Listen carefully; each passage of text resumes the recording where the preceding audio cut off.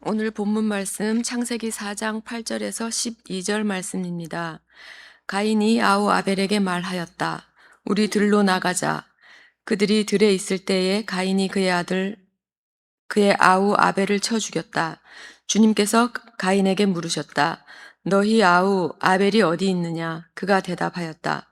모릅니다. 제가 아우를 지키는 사람입니까? 주님께서 말씀하셨다. 네가 무슨 일을 저질렀느냐? 너의 아우의 피가 땅에서 나에게 울부짖는다. 이제 내가 땅에서 저주를 받을 것이다.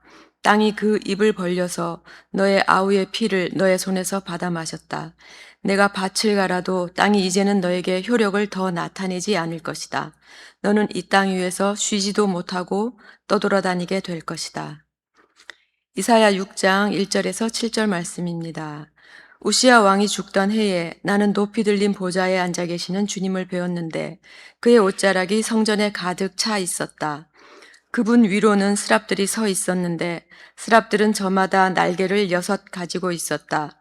둘로는 얼굴을 가리고 둘로는 발을 가리고 나머지 둘로는 날고 있었다. 그리고 그들은 큰 소리로 노래를 부르며 화답하였다. 거룩하시다, 거룩하시다, 거룩하시다. 만군의 주님, 온 땅에 그의 영광이 가득하다. 우렁차게 부르는 이 노랫소리에 문지방의 터가 흔들리고 성전에는 연기가 가득 찼다. 나는 부러지졌다. 재앙이 나에게 닥치겠구나. 이제 나는 죽게 되었구나. 나는 입술이 부정한 사람인데 입술이 부정한 백성 가운데 살고 있으면서 왕이신 만군의 주님을 만나 뵙다니. 그때의 스랍들 가운데서 하나가 제단에서 타고 있는 숯을 부집게로 집어 손에 들고 나에게 날아와서 그것을 나의 입에 대며 말하였다. 이것이 너의 입술에 닿았으니 너의 악은 사라지고 너의 죄는 사해졌다. 아멘.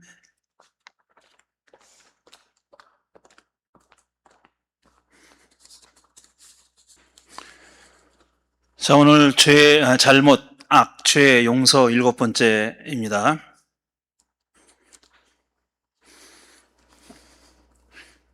또 여러분이 좀 익숙하지 않은 말을 얘기하겠습니다. 인식론적 지도라는 말이 있습니다. 이건 또 무슨 귀신씨 나 까먹는 소리냐 하시겠죠. 인식론적 지도라고 번역을 했는데 인식론적 지도 그리기라고 해야 될 것 같아요. 제 생각에는. 이게 원래 이 영어는 cognitive mapping입니다. 매핑이니까 맵에 PING 붙인 거. 그러니까 매핑, 지도 그리는 거죠. 그러니까 인식론적 지도 그리기라 그래야 되는데 이 말을 한 사람은 이 미국의 재작년에 세상을 뜬 사람입니다. 2024년에 재작년에 세상을 뜬 미국의 문학평론가이자 철학자이자 정치이론가, 진보적 혹은 좌파라고 사람들이 낙인 찍는 그런 정치이론가인 프레드릭 제미슨이라는 분이 있습니다. 이 양반이 한 말입니다. 근데 이분은 한국에도 오래전부터 알려져 있는 문학이론가고 또 평론가고 철학자인데 한국에서는 저도 한국에 있을 때 이분을 프레드릭 제임슨이라고 알고 있었어요. 이건 중요한 문제는 아닌데 지금도 여전히 2026년에도 여전히 이분을 인용할 때 프레드릭 제임슨이라고 하는데 이 본토 사람한테 보니까 그렇게 읽는 거 아니라는 거예요. 제미슨이라고 읽어야 된대요. 자기가 그렇게 고유명사가 내가 불러달라는 대로 불러야 되는 거잖아요. JAMESSON이에요. 그러니까 제미슨이에요. 중요한 문제는 아니니까. 그 인식론적 지도 그리기라는 말이 무슨 말이냐면은 이게 중요한 거죠. 뭐라고 읽든지 간에 이 사람 이름을. 이게 뭐냐면 어려운 거 아니에요. 내가 처해 있는 상황에서 내가 한 경험을 그것과 관련된 의미 있는 전체 속에서 어떤 자리를 차지하고 있느냐 하는 것을 규명하는 거예요. 커그니티브 매핑보다 훨씬 쉽죠. 그러니까 내가 경험하고 있는 것이 또 내가 처해 있는 상황이 나와 관련돼 있는 전체 좀 더 큰 그림 안에서 어디 위치하고 있느냐 하는 걸 지도상에서 내가 어디 있느냐 하는 것을 알아내는 거. 그게 인식론적 지도 그리기입니다. 그러니까 자신을 객관적으로 볼 수 있어야 가능한 일이에요. 내가 하는 경험이 내가 속해 있는 크고 작은 공동체 안에서 좀 더 넓은 공동체 안에서 내가 하는 경험이 어떤 성격의 경험이고 어디쯤 자리 잡고 있는 건지 하는 걸 생각하는 거예요. 그러니까 요즘 방송을 보면은 자기 객관화라는 말을 많이 합니다. 그런 말 들어보신 분이 있을 거예요. 자기 객관화.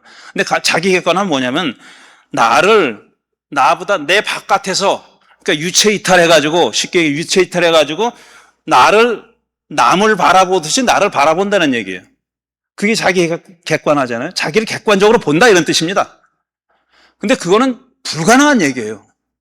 내가 어떻게 또 귀신도 아니고 어떻게 유체 이탈해가지고 나를 제3자를 바라보듯이 바라보냐고. 그건 불가능한 얘기예요. 그래서 저는 그 말이 맞지 않다고 생각해요. 자기 객관화라는 말이. 그 말을 많이 쓰는데 차라리 의미로 맞는 거는 내가 지금 하는 경험이 조금 더 넓은 범위 안에서 어떤 의미를 가지고 있는 경험인지, 어느 위치에 있는 경험인지, 또 얼마만한 자리를 차지하고 있는 경험인지 하는 것을 생각해 보는 게 바로 인식론적 지도 그리기입니다. 여러분, 욥기라는 책이 구약 성경에 있다는 것은 아시죠?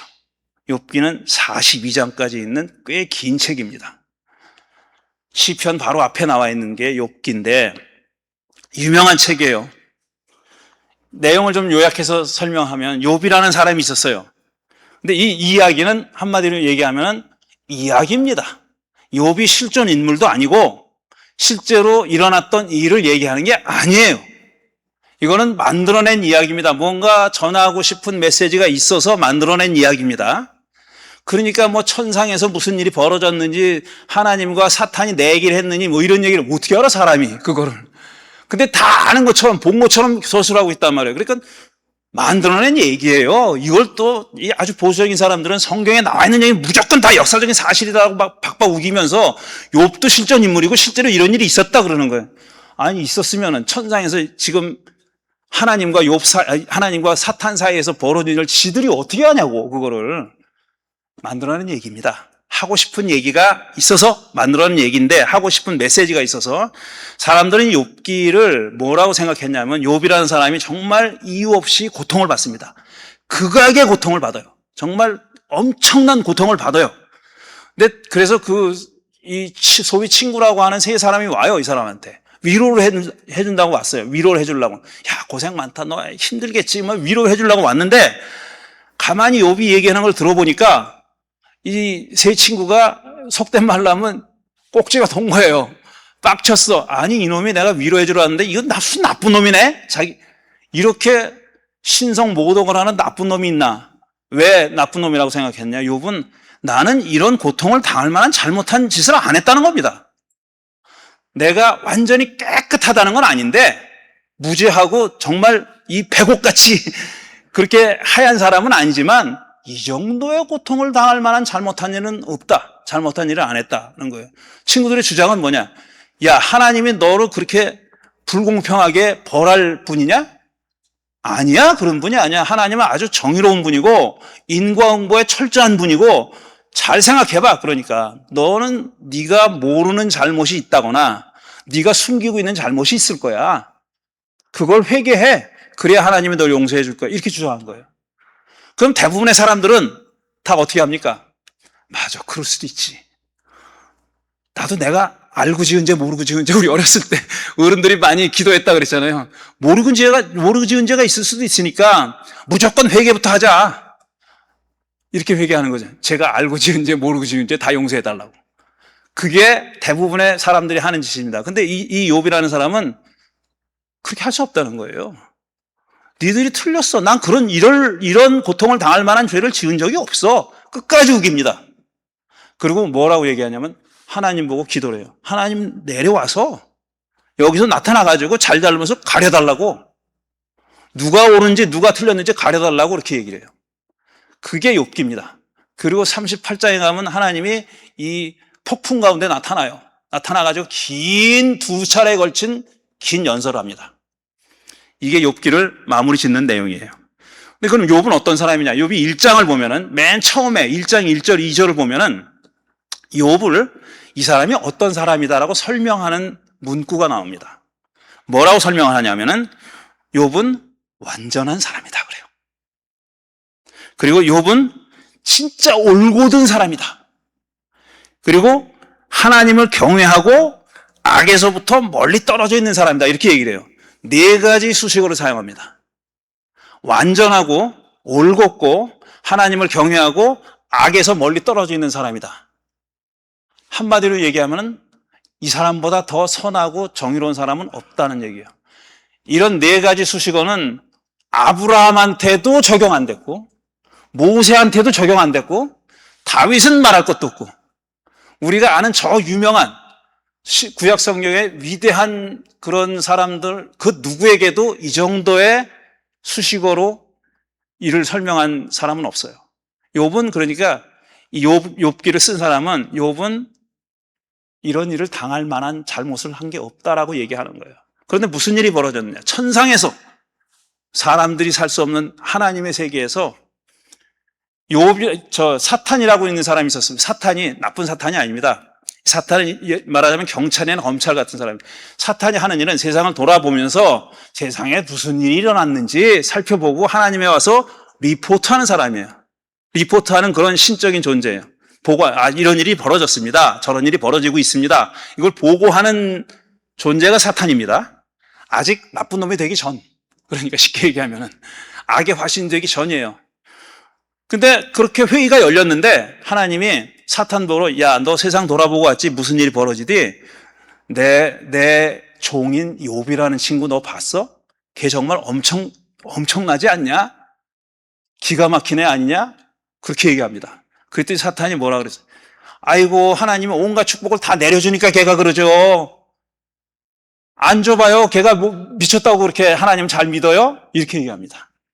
그렇게 하나님이 그래? 그럼 걔가 가진 거 다 뺏어봐. 이렇게 얘기해요.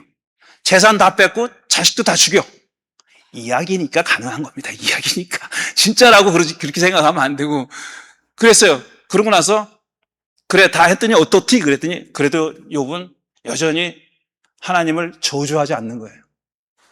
그러니까 사탄이 와서 또 뭐라냐? 아이고 뼈는 뼈로 가죽은 가죽으로 바꿉니다. 뭐 이렇게 얘기했던가 그래요.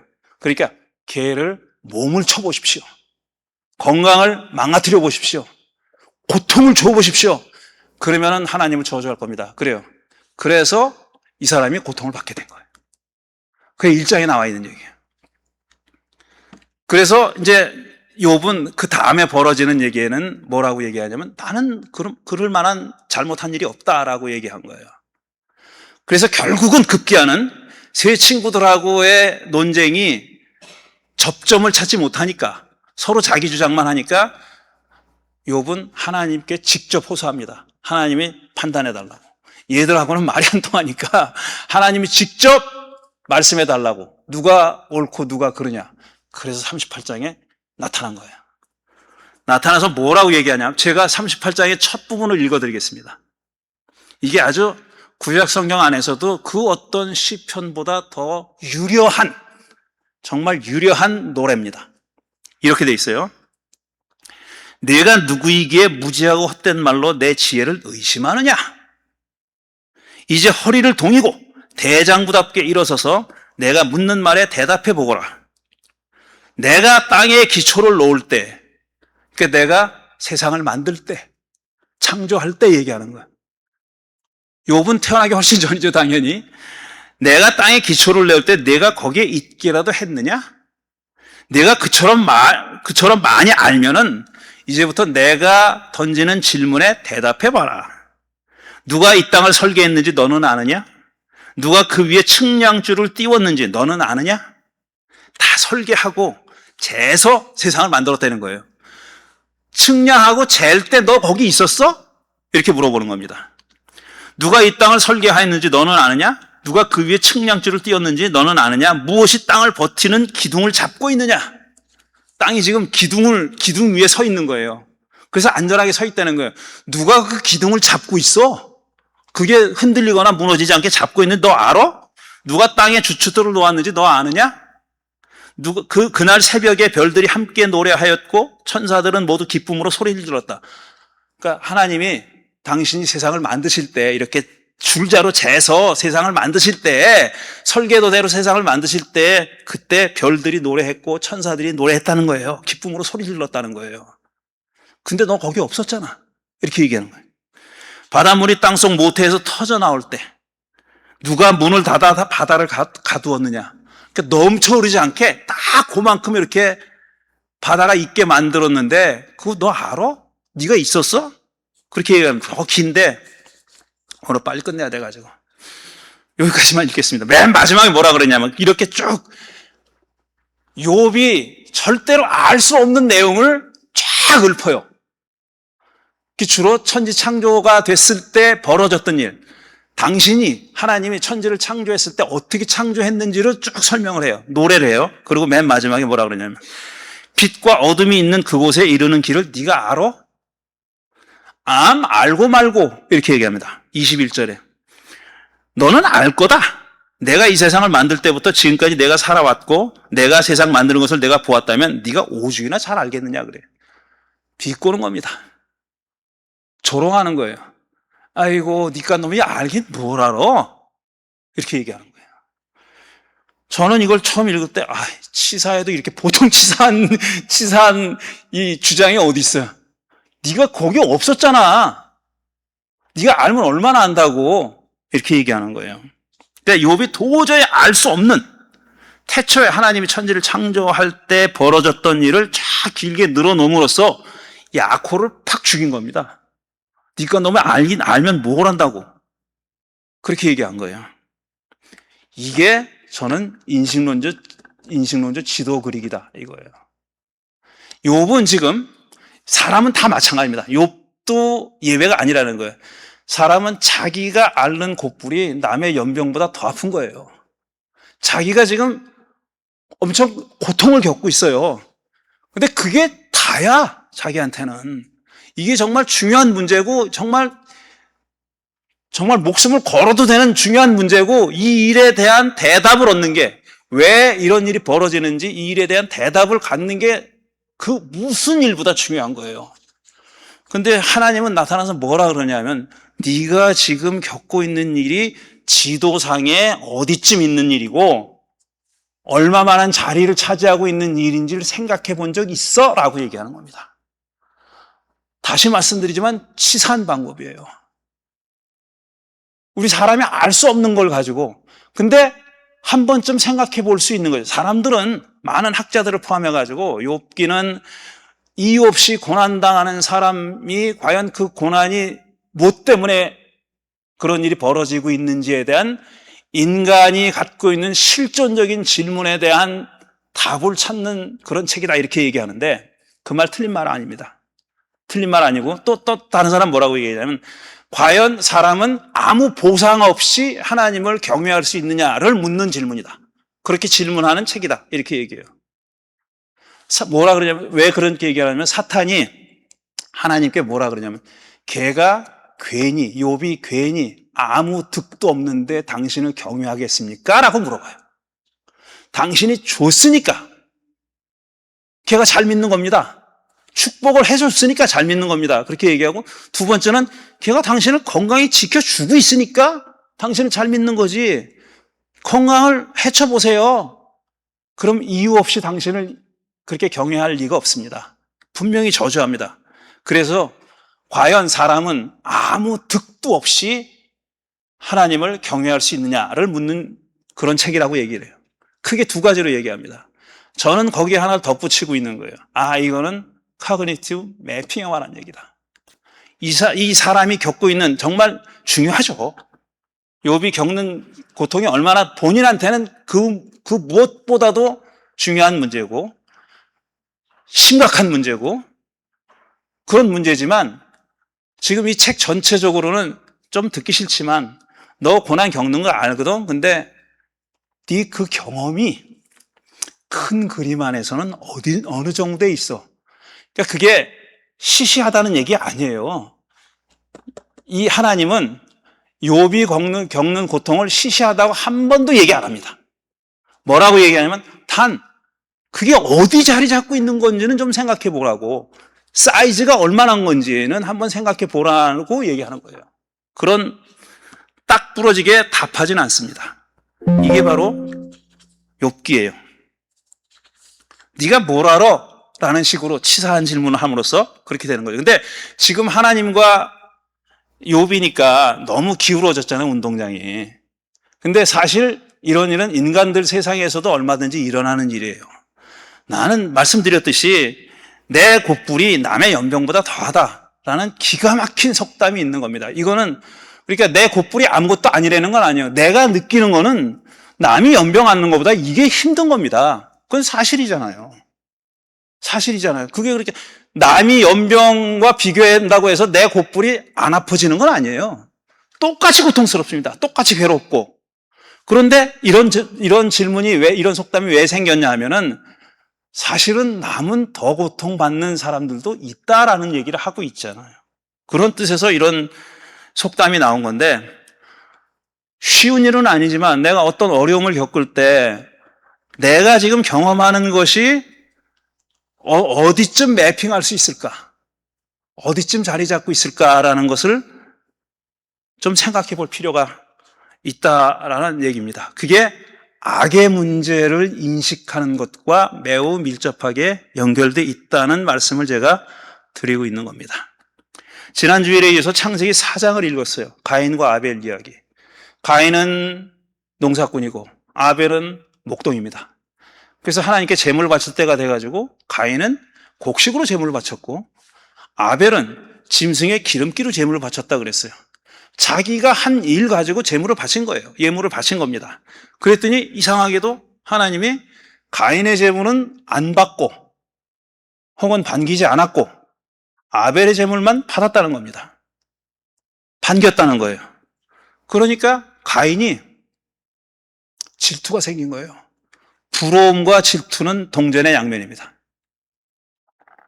부러움은 조금 밝은 사이드로 얘기하는 거고 질투는 좀 어두운 사이드로 얘기하는 거지만 둘은 사실은 동전의 양면이에요. 부러움 혹은 질투 때문에 무슨 짓을 저지르느냐. 자기 동생을 죽입니다. 그러니까 부러움의 대상을 없앰으로써 자기의 부러움을 만족시키려는 거예요. 자기 질투를 없애기 위해서 부러움을 낳은 하나님의 뭐라고 할 수는 없으니까 그 질투의 대상을 없앰으로써 자기 질투심을 해소하려고 그랬던 겁니다.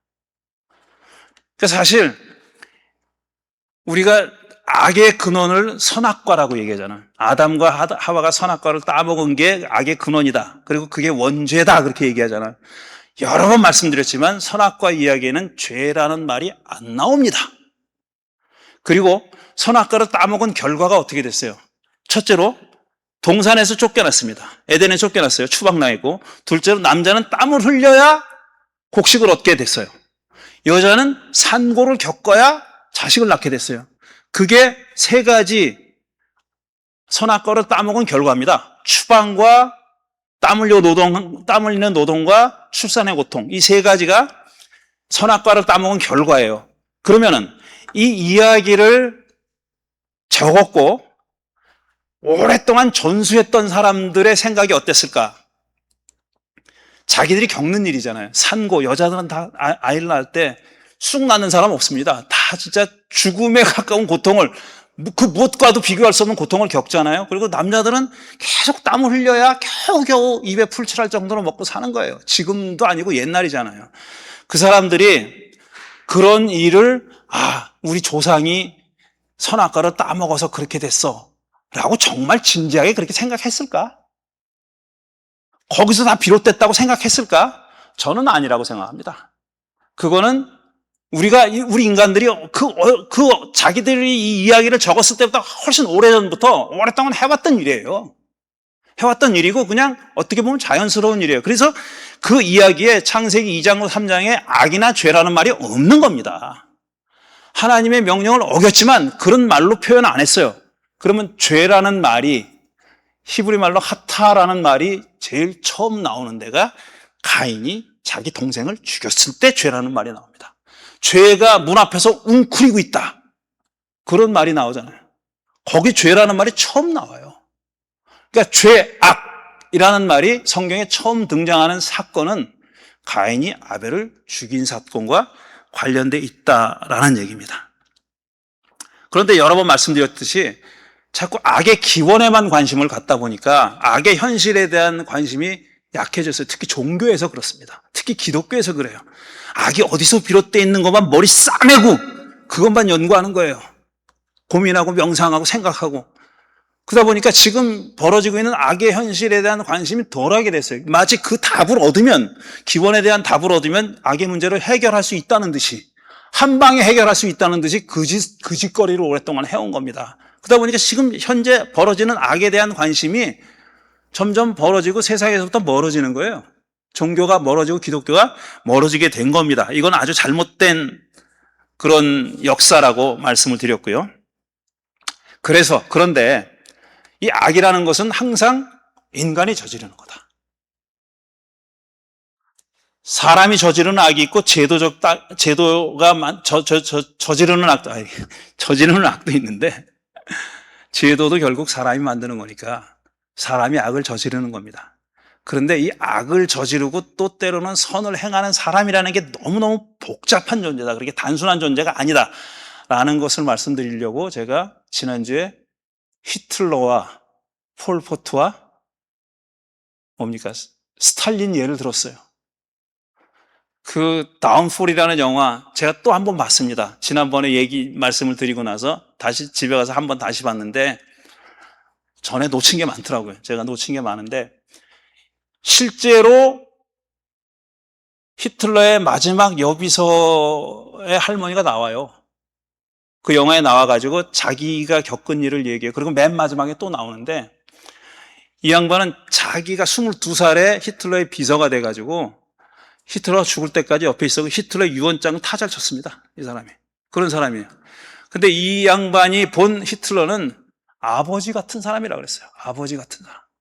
아버지같이 인자하고 채식주의자였고 고기는 안 먹는 사람이었고, 그 다음에 동물의 애호가였다. 동물 학대하는 사람을 극히 혐오했던 그런 사람이었다. 거기 그 개를 죽이는 장면이 나옵니다. 개를 안락사시켜요. 그런 장면이 나와. 다 죽게 생겼으니까. 그런 사람이었고, 폴포트 역시 너무나 인자한 역사 선생님이었다. 스탈린은 그 긴 세월 감옥에 갇혀 있는 동안 한 번도 소리 지른 적도 없고 욕을 하는 걸 본 사람이 없다 그랬어요. 모범수였다, 이렇게 얘기합니다. 그런데 스탈린이 정치적인 이유 때문에 수백만 명을 죽였어요. 수백만 명을 시베리아로 유배 보내고 죽였습니다. 그런 사람, 폴포트는 인구의 4분의 1을 죽인 사람이고, 이런 사람인데, 또 다른 면은 뭐냐, 이런 사람이었다는 게, 이렇게 착한 사람이었다는 거예요. 그러니 한 사람을, 그럼 그 사람이 착한 행동을 자기 악을 가리기 위해서 이렇게 가리려고 한 위선적인 행동이냐? 아닙니다. 그게 아니에요. 그 사람은 정말 채식주의자였고 정말 인자한 아버지 같은 사람이었고, 어떤 사람에게는 그런 사람이었던 게 사실이라고요. 그 팩트란 말이에요. 스탈린도 그렇고 폴포트도 그렇고. 그러니 우리 인간을, 악을, 그 인류 역사상에서 그 정말 손꼽히는 나쁜 짓을 저지른 사람에게 이런 면이 있었다라는 걸 우리는 어떻게 봐야 될까? 과연 선과 악이라는 것을 칼로 두부 자르듯이 그렇게 할 수 있나?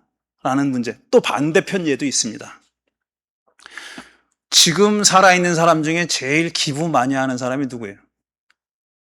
빌 게이츠죠?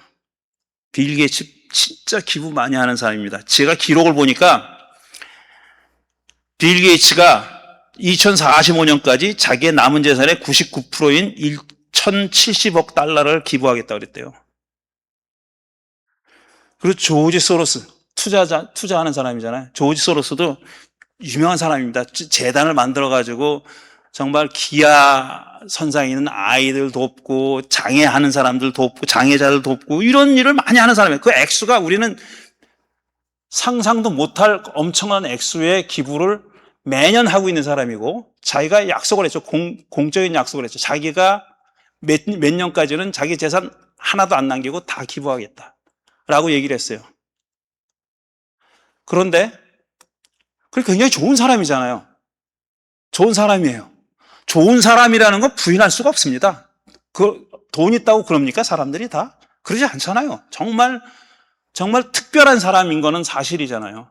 근데 또 하나 그 사람들이 엄청난 이 독점으로다가 수많은 조그만 기업들을 다 집어삼킨 사람이라는 사실도 변하지 않는 사실입니다.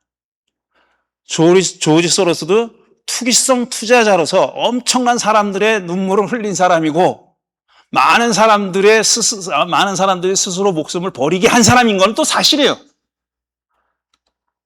그거는 그 사람이 아무리 많은 액수를 기부했다고 해도 그 사실이 바뀌진 않습니다. 또 반대로 그 사람이 그 수많은 독점적인 잘못을 저질렀다고 해서 이 사람이 한 선행이 없어지는 것도 아니에요. 게다가 이 사람들은 누가 봐도 아유 저거 독점이나 하고 나쁜 짓이나 하려고 저렇게 그거 감추려고 자선하는 거지 라고 보는 사람 없습니다. 왜냐하면 그렇게 보기에는 다 준다 그러니까.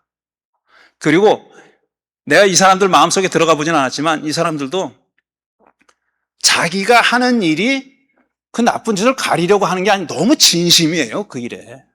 사실은 자기가 이렇게 부자로 사는 것이 문제가 있다라는 것을 진심으로 아는 사람이에요.